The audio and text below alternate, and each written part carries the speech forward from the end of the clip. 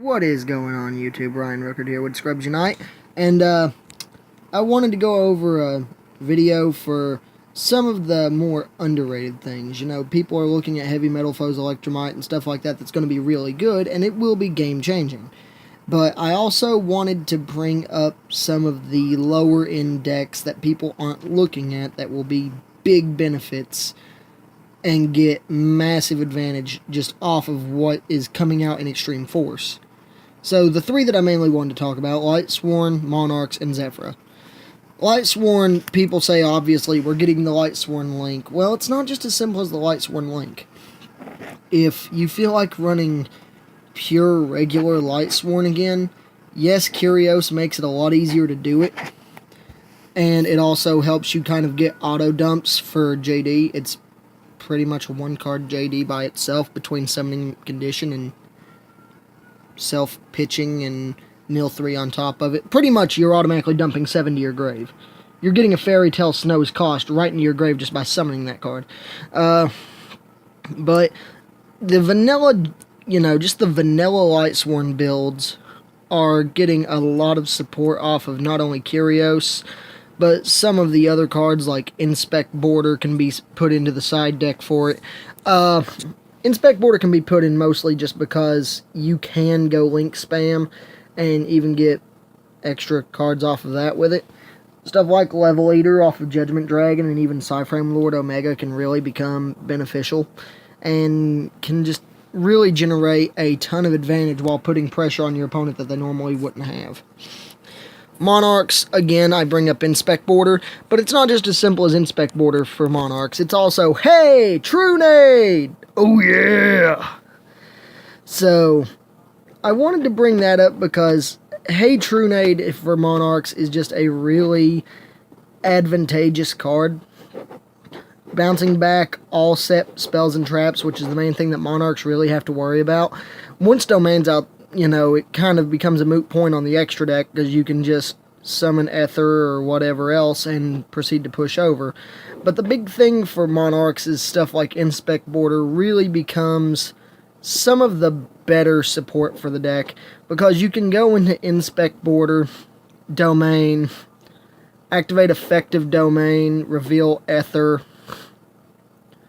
and then go into any kind of other summoning play like Xyz's Reception or some other generic card that some people just feel like throwing into their deck and tribute that off for Ether. And even if you don't get the effect off, you're sitting on a 2800 beat stick, no effects.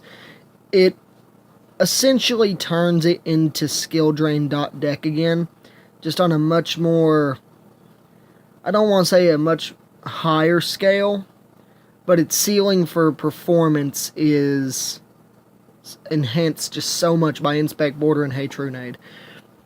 The last one I wanted to talk about is honestly one of my favorite archetypes that I've kind of been looking at and watching over the past while, and it's Zephyra.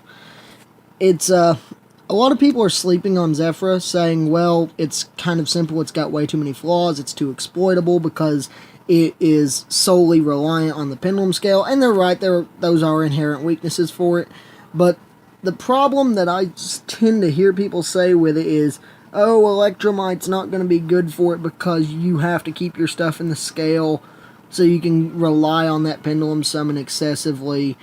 You see decks right now without Electromite placing in regionals, and they're playing Zephyra. Traditionally, the Mare version, the Destrudo variant. Some people are running Pure Stun. And if they're running the Pure Stun variant, that's fine, because you really don't need a whole lot of effects beyond turn 1 with Zephyra. You can go into, if you can just Pendulum Summon Zephyr Nui, go 9 pillars every turn, you're already doing something better than what your opponent thinks you're doing.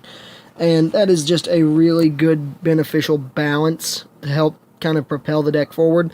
And with Electromite, it's really not that bad, because you can run the Zephyr side of it. Well, not the Zephyr side, it is Zephyr. It's, you can run the Shaddoll side of it, And when you run the Shadal side of it, you can purposely pop one of your Shadals, I think it's Core, and Core will summon the other one from your Pendulum Scale.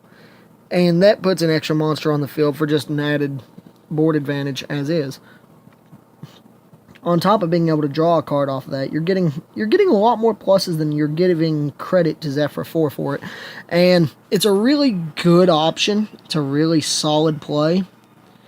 And I've seen people kind of testing around with it on WIGO Pro. It's an amazing concept. It's really good. It's powerful. It's reliable. And I honestly feel like it has the capabilities of being the next kind of tier 2 stun deck. But I also feel like stuff like Pendulum Paradox, where all the scales are 1 or 7, except for Zephyrath, who's 5, and all these other ones like that, it becomes really a lot more reliable, because you can go Zephyrath, something else, Pen Summon 2 into Electromite, pop one of your scales, Pendulum Paradox, get them both back, and you continue your play without really giving it much thought. And that's just a concept that a lot of people are kind of overlooking, and is a really good play that you shouldn't sleep on. So, you know, it's a really good play, and I really do give it a lot of credit, because it's a really strong and capable option for the game. I honestly see Zephyr being maybe even in the next top 10 decks. I'm not gonna swear to it, but I do believe that it has a strong potential for it, considering what it's already doing without the stuff. But that's my concept behind it, folks. Like, comment, subscribe. Thank you, YouTube.